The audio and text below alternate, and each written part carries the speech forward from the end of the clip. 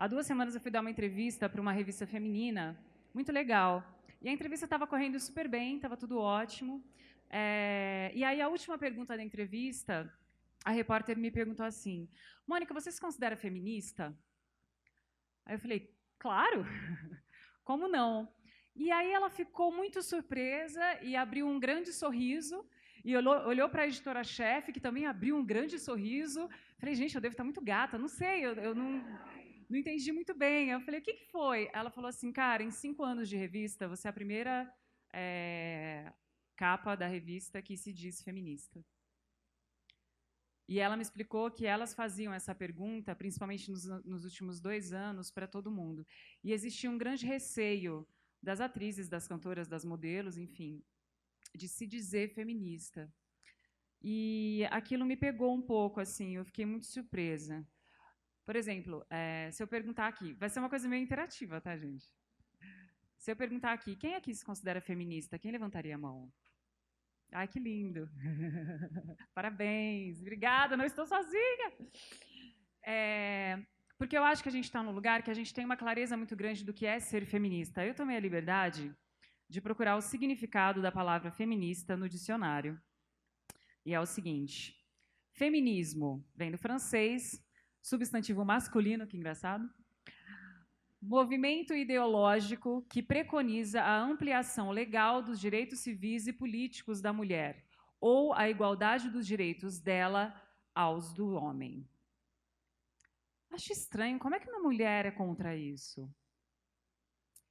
E aquilo mexeu comigo mesmo nessa entrevista. E aí, antes de ontem, fui fazer a unha para vir aqui, não costumo fazer, geralmente é roída. E perguntei para minha manicure, para a Kátia, se ela se considerava feminista.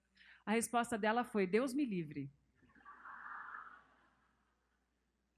Eu, Kátia, mas cara, por quê? Aí eu falei um pouco para ela sobre o que eu considerava ser feminista, e ela me disse assim, ela falou assim, não, ela é uma pessoa muito religiosa, e ela falou assim, não, eu acho que os homens e as mulheres têm papéis muito definidos, e eu gosto de ser mulher, eu gosto de usar vestido, eu gosto de cuidar da minha família, eu gosto de cozinhar para o meu marido, e não vejo problema nenhum nisso. Eu falei, mas você também é feminista. Você escolheu fazer isso. E ser feminista, você terá liberdade de escolher fazer exatamente o que você quer, mesmo que seja lavar a roupa do teu marido. Aí ela ficou se questionando, se questionando. Aí depois ela falou assim: tá, então tá, eu sou feminista. Mas esse negócio de casar homem com homem, mulher com mulher, não, hein? Então ela coloca tudo no mesmo lugar assim de polêmica que eu acho que muita gente coloca. Mas por que eu quis começar falando sobre esse exemplo do feminismo, né? O que eu vi ali na Kátia foi uma coisa que eu vejo em muita gente, que eu via muito quando tinha redes sociais, porque a gente recebe uma resposta muito direta, que é: eu acho que muita gente confunde feminismo como se feminismo fosse o contrário de machismo, né? E são coisas completamente diferentes. Acho que eu não preciso ficar falando sobre isso aqui, acho que todo mundo tem uma visão muito clara do que é o feminismo. Mas eu ouvi outro dia, não sei de quem é essa colocação, me perdoe a pessoa, mas é o seguinte, resumindo, o machismo levado ao extremo mata. O feminismo, quando obtém sucesso, salva vidas. Então, não é? Então, eu acho que a gente tem que ter sempre essa visão sobre o feminismo, porque a gente costuma ouvir muito. Eu, como sou uma pessoa que eu tento me colocar mais, a partir do momento que eu digo que eu sou a favor de união entre pessoas do mesmo sexo, que as mulheres têm que ter o mesmo papel na sociedade que os homens, que a gente tem que receber os mesmos salários, que a gente pode. Que a gente tem o direito de andar na rua à meia-noite, que se eu quiser sair nua, coberta de mel pela rua, eu tenho esse direito e ninguém pode me atacar por causa disso. E aí, quando você começa a defender essas coisas, aparece o termo feminazi, né? Eu não sei quanto a vocês, mas me machuca muito. Porque comparar a luta das mulheres com um regime que segregou e matou milhões de pessoas simplesmente pela opção religiosa, enfim, cor da pele, me assusta muito. Então, o tema feminismo tá muito vivo dentro de mim. Quando é que foi o momento que eu me descobri feminista? Antes de trabalhar como atriz, agora na TV Globo, no cinema e tal, eu era repórter de um programa chamado CQC, que não existe mais, a TV Bandeirantes. Quem aqui sabe, assistiu? Olha, minha família veio, que ótimo. E lá era um programa extremamente masculino. Não sei se vocês lembram, mas o programa tinha 7 integrantes, todos homens, apresentado por homens, as matérias eram feitas por homens também, mas não era um ambiente machista. Eu acho que é legal também a gente conseguir fazer essa divisão, né? Existem ambientes que podem ser extremamente masculinos e não serem machistas. Eu nunca passei por nenhum episódio de machismo no CQC, eu nunca fui tratada diferente, meu salário não era menor que o de ninguém, eu não sofria piadas por ser mulher, era um ambiente respeitoso. Mas quando eu entrei nesse lugar, eu sofri um preconceito muito grande, e o que me assustou foi que eu sofri um preconceito muito grande de mulheres. Eu me lembro de quando eu entrei no programa, e eu entrei via um concurso, então existia toda uma torcida, e eu comecei a receber comentários assim, pô, mas uma mulher no CQC? Sério, pra quê? Não precisa. Ah, mas os meninos são tão bons. Ah, mas ela vai fazer o quê? Ela vai ficar de biquíni do lado da bancada? Ah, o CQC vai virar o Pânico? Nossa, acabei com o Pânico agora. Então, existia todo um receio e também os comentários assim de fãs adolescentes, mas que tem ali também uma raiz do machismo, que é o seguinte: ah, não quero, que essa vaca vai fazer lá? Ela vai pegar o Rafael Cortez. Umas coisas que não tinha muito cabimento. Então, foi um período difícil. Em seguida, eu quis começar a ir para Brasília. Aí talvez tenha sido o único episódio machista que eu vivi no CQC. Não sei se eu diria machista, mas enfim, foi uma coisa que eu senti. Eu estou suando muito, agora eu resolvi ficar de pé. Vou tirar a jaqueta. Agora eu vou tirar o macacão? Não. Quando eu entrei no CQC, eu fazia muitas matérias lá com celebridades, né? Entrevistando celebridades, mas aquilo nunca me disse muito nada. Eu achava, na verdade, uma grande bobagem. E eu sempre quis fazer política. E durante quase um ano eu não pude fazer política. Eu sempre questionava por quê. Por quê? E aí um dia meu diretor chegou da maneira mais amável do mundo e falou: Mônica, você é mulher? Aí eu, jura? Mônica, você é mulher e lá é muito difícil para as mulheres. Você vai ser engolida por aqueles caras. Fiquei pensando nisso. Graças a Deus, Danilo ficou doente. Coitado, foi só uma gripe, ele não pôde ir, ninguém poderia ir, eu fui. Eu fui cobrir uma vez que o Danilo ficou doente e fui para lá uma primeira vez e consegui ficar lá durante 4 anos e meio, e é um orgulho muito grande ter conseguido fazer isso. Obrigada. Obrigada. Mas, enfim, dividindo as minhas experiências, eu acho que aqui todo mundo deve trabalhar em ambientes que tem homens, né, que tem mulheres. Quem aqui, mulher... Graças a Deus, estou vendo homens aqui, isso é muito bom. Mas quantas mulheres aqui já foram assediadas no ambiente de trabalho? Muitas.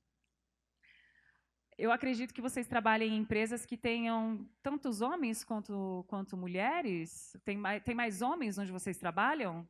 Mais homens? Mas existe um número razoável de mulheres? Vocês têm essa troca? Tem? Enfim, qualquer empresa é difícil. No Congresso Nacional, gente, cerca de 10% das deputadas e das senadoras, né? 10% dos deputados e senadores são mulheres. Só 10%. No Brasil, se não me engano, 55% da população é feminina. Quer dizer, a gente está praticamente... A gente não está representada, né? Aliás, quem está representado lá, né? O Congresso é feito de homens brancos e ricos e de meia idade. Quer dizer, a gente não vê mulheres, a gente não vê negros, a gente não vê gays. João Willis é um herói da nação, estando lá. Mas então, para que eu estou falando isso? Que eu me vi trabalhando num lugar que, além de ser majoritariamente masculino, era extremamente machista. E aí, foi lá. Foi no meu 2º ano, trabalhando todos os dias nos corredores do Congresso Nacional, que eu me descobri feminista. Que era uma coisa que eu entendi o que era, mas eu nunca lidei muito próximo daquilo. E no 2º ano que eu estava fazendo matérias lá, eu fui entrevistar um deputado, ele foi me responder a pergunta e pegou na minha cintura. E eu fiquei tão impressionada com aquilo, eu fiquei com tanta raiva, assim, eu fico até vermelha, tem isso na imagem, eu fico vermelha, eu dou um tapa na mão dele, falo, que é isso, deputado? Que é essa mãozinha na minha cintura? Ele fala assim, não, você acabou de chegar, estou querendo deixar você mais à vontade. Eu falei, quando o Danilo trabalhava aqui, o senhor tentou deixar ele mais à vontade? Ele, não, não, porque o Danilo é homem. Foi a única vez, nos 4 anos e meio que eu trabalhei no CQC, que eu fiquei sem resposta. Eu fiquei tão abalada por aquilo que eu fiquei sem resposta. E foi exatamente nesse dia que eu descobri que eu era feminista e que eu tinha que falar sobre feminismo e que dentro das minhas possibilidades, que eram bem reduzidas, eu tinha que de alguma maneira tentar me colocar como mulher naquele programa tão masculino, num ambiente tão masculino e machista como o Congresso Nacional. Depois vieram outros episódios, um candidato à presidência começou a me mandar flores, olha só. E eu nunca respondi. Aliás, eu deixava as flores no hotel. Eu ia embora do hotel e deixava as flores lá. E aí as flores se transformaram em flores com vinho. E aí as flores se transformaram em flores com vinho em um brinco da Vivara. E aquilo foi me incomodando e eu nunca falei com ele a respeito. Um dia eu encontrei com ele para fazer uma matéria. E ele me chamou em off e disse, pô, Morena. Aí eu falei, oi, senador, na época era senador. Oi, senador, você não tem recebido os meus agrados? Aí eu falei assim, as flores, os vinhos, o brinco? Ele falou assim, Eu falei, não, não, não tenho recebido. Aí ele deu uma risada e falou, mas que grosseria. Eu tenho um apreço tão grande por você. Aí ali eu perdi a medida, mas eu me orgulho tanto dessa história. Porque a gente estava cheio de jornalistas em volta, né? Gente da Folha, gente do Estadão, e ele falando tranquilamente, porque uma coisa é importante, ele não fez isso para ser agradável e nem não porque necessariamente ele quisesse me comer. Ele fez isso porque em Brasília o assédio sexual funciona como assédio moral. A partir do momento que você desqualifica uma mulher, dando a entender que ela só está ali porque deu para alguém, que ela está ali porque ela está disponível para você, quando você galanteia uma mulher naquele ambiente, mesmo que o cara queira alguma coisa com aquela mulher, em primeiro lugar, ele está fazendo um assédio moral. Ele está dando a entender, você é um pedaço de carne, você pode até ser jornalista, mas você também está aqui para servir a gente. E eu me lembro de responder para ele, você não está gostando dos meus agrados e tal? Eu falei assim, é que não são agrados, né, senador, é assédio.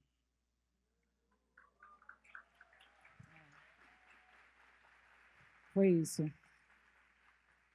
Mas eu vim aqui pensando também em coisas para falar da minha experiência, e aí eu comecei a levantar, porque já faz 3 anos e meio, né, que eu não estou mais em Brasília. E graças a Deus ele não virou presidente. Mas depois comecei a pensar no meu trabalho de atriz, né? Porque acho que a gente está aqui para trocar, cada uma tem o seu lugar, e o meu trabalho agora é esse, nesse lugar.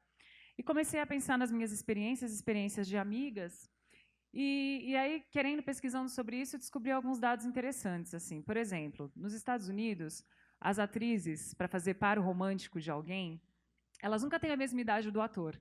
Não sei se vocês já repararam isso.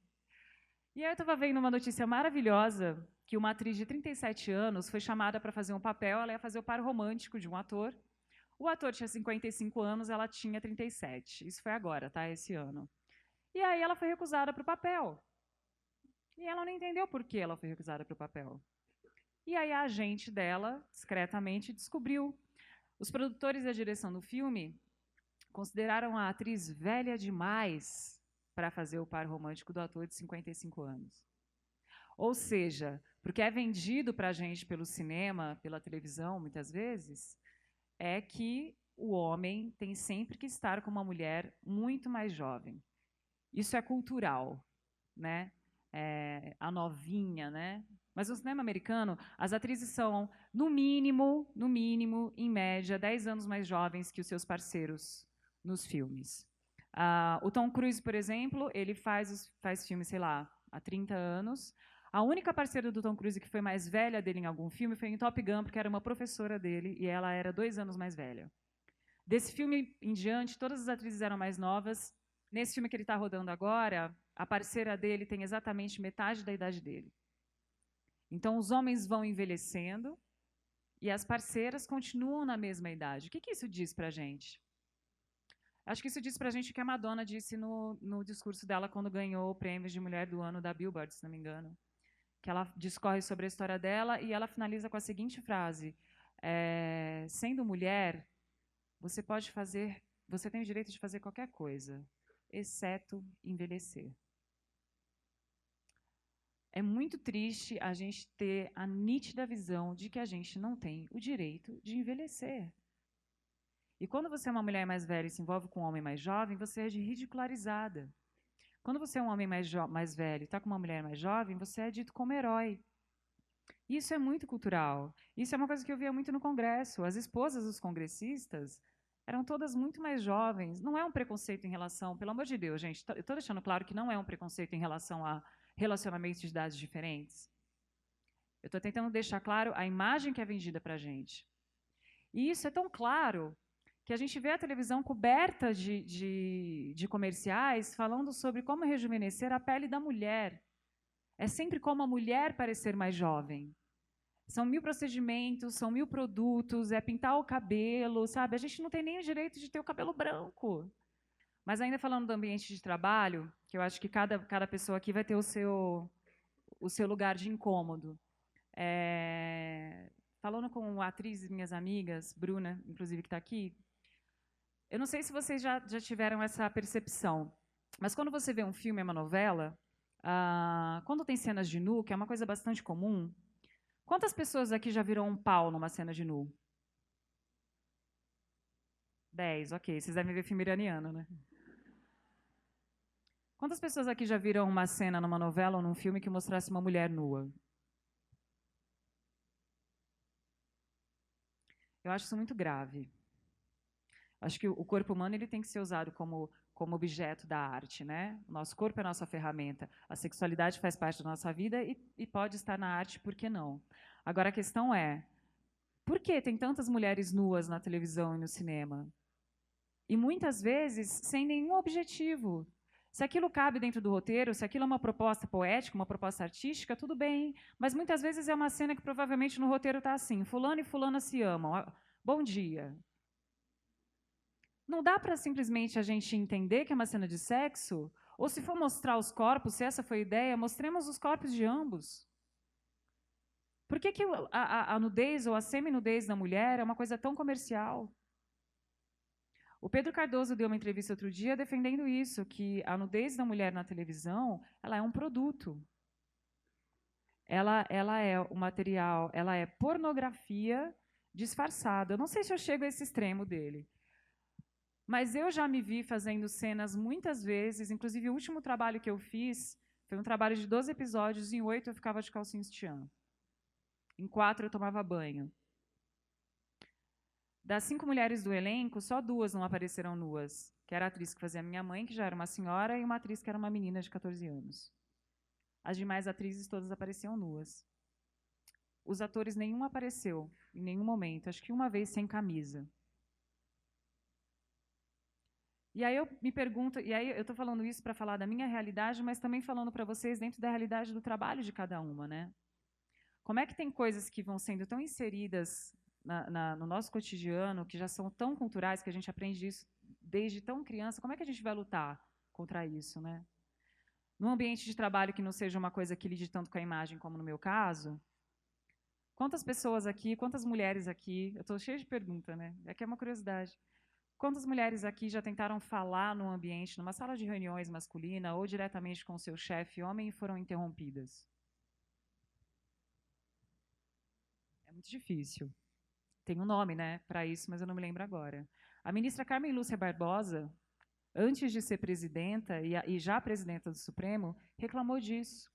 Se você está num lugar em que tem 2 ou 3 mulheres e mais homens, toda vez que uma mulher vai tentar falar, ela é sempre interrompida. E não tem a ver com o discurso dela. Muitas vezes eles podem estar falando as mesmas coisas. Mas simplesmente lhe é retirado o direito de colocar a sua opinião.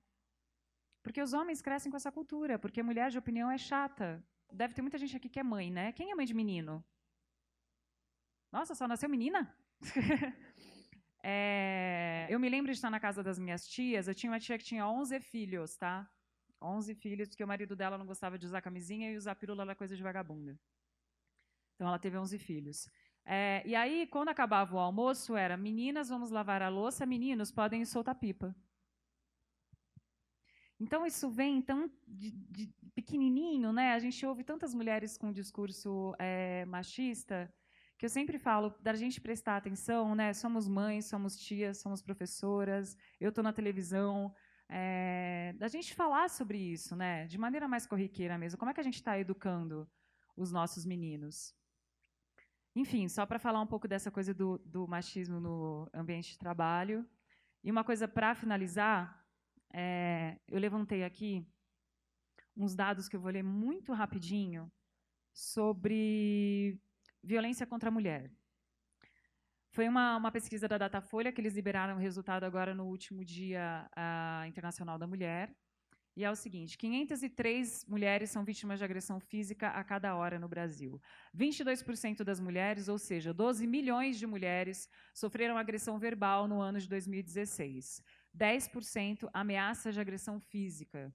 4% ameaças de agressão com fogo e arma de fogo. 8% das mulheres brasileiras já foram estupradas.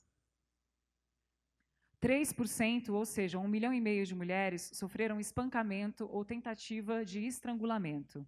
E 1% dessas mulheres chegou a levar um tiro. 52% dessas mulheres se calaram.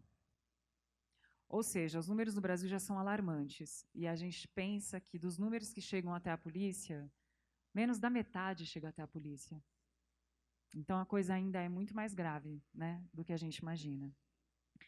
Cerca de 5.000 mulheres são assassinadas por ano no Brasil. 5.000 mulheres são assassinadas por ano no Brasil. E a gente não está falando de violência na rua porque elas foram assaltadas. Elas foram assassinadas pelos companheiros, elas foram assassinadas por um parente, elas foram assassinadas... Enfim, foram feminicídios. A gente não está acostumado a falar essa palavra, né? Feminicídios. O Brasil é o 5º país do mundo onde mais se mata mulheres. Proporcionalmente, morrem mais mulheres no Brasil do que na Guerra da Síria. 13 mulheres são assassinadas no Brasil diariamente. E aí a gente pensa, ok, o que a gente vai fazer com isso? Precisamos de políticas públicas. Existe um projeto chamado Casa da Mulher Brasileira, que tem aqui em São Paulo. Alguém já ouviu falar? A Casa da Mulher Brasileira é um lugar que custou 13 milhões de reais para acolher mulheres que sofreram violência e seus filhos, e ela está fechada. Está pronta e está fechada. E existe uma cobrança muito grande para que o governo Dória abra esse espaço, mas, pelo menos por enquanto, o governo Dória diz que... Sei lá, ele deve estar na China, né? Não sei. Enfim, por enquanto a Casa da Mulher Brasileira está fechada. E mais um dado para eu encerrar, porque eu tinha 5 minutos, para falar da minha experiência. Eu sou uma mulher que eu trabalho na televisão, eu tenho um salário legal, as pessoas me ouvem, eu tenho ensino superior, eu venho de uma família completamente estruturada, eu estudei numa escola incrível e eu já vivi um relacionamento abusivo. Eu já fui vítima de violência. Eu acho isso importante da gente falar, porque às vezes a gente acha que é uma coisa que está muito, né, nas periferias. Não, está ao nosso redor. O último exemplo, aí eu termino, juro. Todas as quarta-feiras eu me reúno com 10 amigas para a gente fazer a unha. Eu geralmente não faço, só bebo vinho, mas eu vou. E um dia a gente conversando, nós chegamos à seguinte conclusão: daquelas 10 mulheres, todas, também vamos deixar claro, né? Todas brancas, todas escolarizadas, de classe média, vivendo em bons bairros de São Paulo, com acesso à informação. Das 10 mulheres que estavam ali, 5 já tinham sido agredidas por companheiros, maridos ou namorados. Uma já havia sido estuprada. Todas nós já conhecíamos alguma mulher que já tinha sido agredida. Todas nós já conhecíamos pelo menos uma mulher que já havia sido estuprada. Todas nós já conhecíamos pelo menos uma mulher que já havia feito um aborto.